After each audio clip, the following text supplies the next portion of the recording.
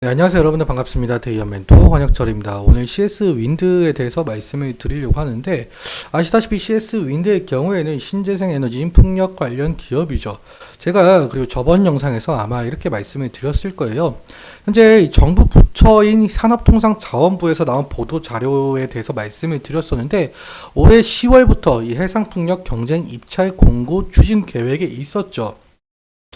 그러니까 이 정부에서 이 해상풍력에 대해서 좀 속도를 내고 있는 상황이었었는데, 그런데 갑자기 이 해상풍력 로드맵에 영향을 줄 수가 있는 이 기사가 나왔더라고요. 그래서 이 부분 여러분들과 같이 한번 함께 살펴보도록 할 거고요. 그리고 여러분들께서 이 CS 윈디에 대해 궁금하신 점이 있다면 댓글 남겨주셔가지고 제가 그 댓글 하나하나 읽어보면서 여러분들의 궁금증들 모두 풀어드리려고 하니까 꼭 댓글 남겨주시면 정말 감사할 것 같습니다. 그럼 바로 본론으로 들어가 보도록 하죠. 일단 CS 윈드, 이 풍력 관련 사업을 하는 건 모두 아실 거라고 생각이 들고 있습니다. 사실 뭐 풍력의 경우에는 우리나라 특성상 땅이 좁고 바람이 많이 부는 지역이 협소해서 이 태양광보다는 모멘텀이 떨어졌던 건 사실이죠. 그런데 현재 해상 풍력에 대해서 각광을 상당히 받고 있는 상황인데, 우리나라가 삼면이 바다이다 보니까 해상 풍력에 대한 모멘텀 상당히 강해졌죠. 실제로 한국 정부에서 100조 원에 달하는 해상 풍력 발전을 꾀하고 있고, 2030년까지 14기가와트 확충이 목표라고 한답니다. 그리고 제가 저번 영상에서 이 8월 8일 목요일에 정부 부처인 산업통상자원부에서 낸 보도자료를 낸 것에 대해서 같이 확인해 보았는데, 이 보도자료에 대한 설명이었죠. 해상풍력 보급의 새로운 이정표를 제시를 한다. 그리고 해상풍력 경쟁 입찰 로드맵을 발표를 했었고, 산업부는 올해 10월부터 2024년 풍력 경쟁 입찰 공고를 추진 계획을 할 것에 대한 보도자료였죠. 그러니까 이 정부에서는 해상풍력 경쟁 입찰 로드맵을 발표하면서 이 4분기마다 시행을 했었던 경쟁 입찰을 2분기로 앞당기면서 해상풍력에 대해서 속도를 내려고 하고 있는 이 상황으로 보이고 있었습니다. 그런데 어제자 뉴스로 이 대규모 해상풍력이 잇따라 제동이 걸렸다라고 한답니다. 뉴스 함께 살펴보도록 할 텐데, 여기 헤드라인부터 좀 살펴보도록 할게요. 헤드라인부터 살펴보자면, 이 대규모 해상풍력 잇따라 제동이 걸렸다. 공공사업에 대해서 위축이 되고 있는 상황이다 라고 한답니다. 좀 더 읽어보자면, 3조 규모의 신한우의 급격히 오른 비용에 기재부 예타서 발목을 잡혔다라고 한답니다. 좀 더 자세하게 읽어볼게요. 어떻게 발목을 잡혔는지. 이 기재부의 문턱을 넘지 못하고 보류가 됐다라는데, 이유가 이 코로나19와 러시아 우크라이나 전쟁으로 인해 높아진 물가가 사업의 발목을 잡았다라는 분석이다라고 한답니다. 그러니까 인플레이션이 너무 심하다 보니까 이 원자재 가격이 올랐다라는 소리가 될 수가 있겠죠. 그러면서 신한우의 해상풍력과 한국전력공사가 추진하는 신한해상풍력이 이 기획재정부 공공사업평가 예비타당성 조사에서 고배를 마셨대요. 예비타당성 조사는 사업의 경제성, 정책성, 지역균형 발전 효과를 분석해서 이 사업의 타당성을 결정을 하는 것인데, 이 발목을 잡힌 원인으로는 앞서 말씀드렸다시피 이 경제성 문제라고 한답니다. 이 자재비와 시공비가 급격하게 오르면서 이 경제성에서 나쁜 점수를 받았고요.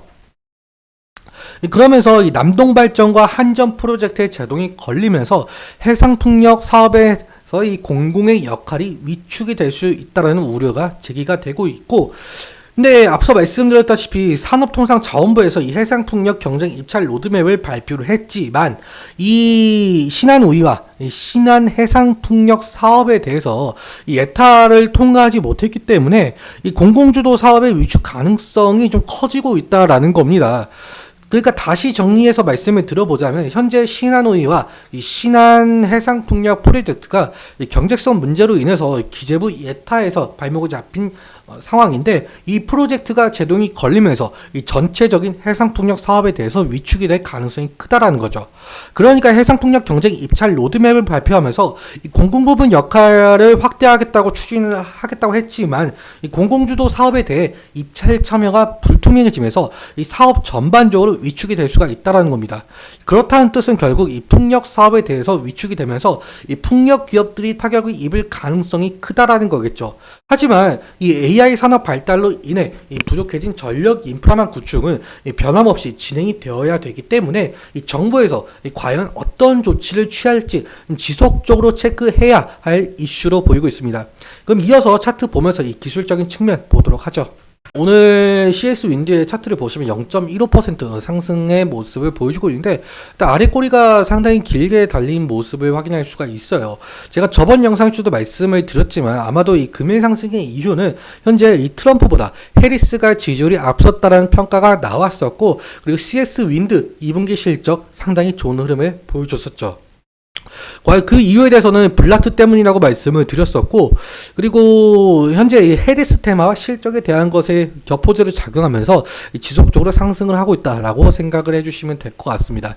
하지만 지금 현재로서 이 핵상폭력 발전 드라이브에 제동이 걸리면서 하락할 가능성도 있으니까 이러한 부분들 인지해 주시면 좋을 것 같고, 일단 지지라인 같은 경우는 우리가 볼 수가 있는 곳이 여기 3일 이평선과 그리고 5일 이평선 이 가격 레인지라고 말씀을 드릴 수가 있을 것 같아요.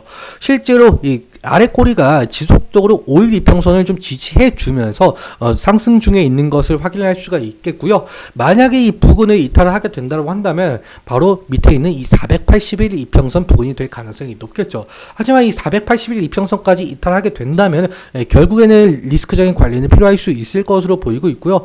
그리고 이 저항대 부근을 좀 말씀을 드리고 싶은데, 저항대 부근은 이 부분이다라고 말씀을 드릴 수가 있을 것 같아요.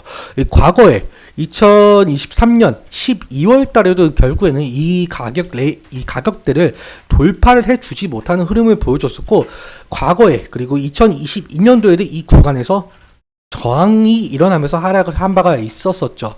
마찬가지로 결국에는 이번 상승의 길도 이 구간 돌파를 해주지 못하면 다시금 하락할 가능성이 엿보이고 있다. 그래서 이 구간 돌파가 상당히 중요하다라는 말씀 드릴 수가 있을 것 같습니다.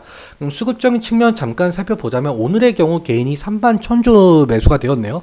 그리고 외국인의 경우에는 54,000주 매도가 되었고, 기관은 2만 주 정도 매수가 된 것을 확인할 수가 있습니다.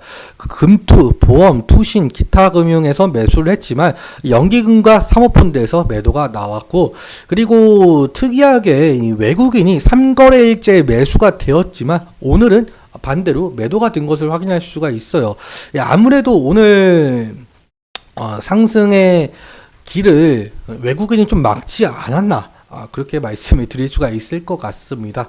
아무튼 오늘 여기까지 말씀을 드리면서 오늘 제가 했던 말들과 이 차트적인 부분들에 대해서는 제 개인적인 견해가 상당히 있기 때문에 여러분들의 주관적인 견해와 투자를 현명 선택하셨으면 좋겠고요. 그리고 앞서 말씀드린 것처럼 여러분들께서 이 CS 윈드에 대해서 궁금하신 점이 있다면 꼭 댓글 남겨주셔가지고 댓글 남겨주시면 정말 감사할 것 같습니다. 오늘도 시청해주셔서 감사하고 지금까지 대의연 멘토 권혁철이었습니다. 감사합니다.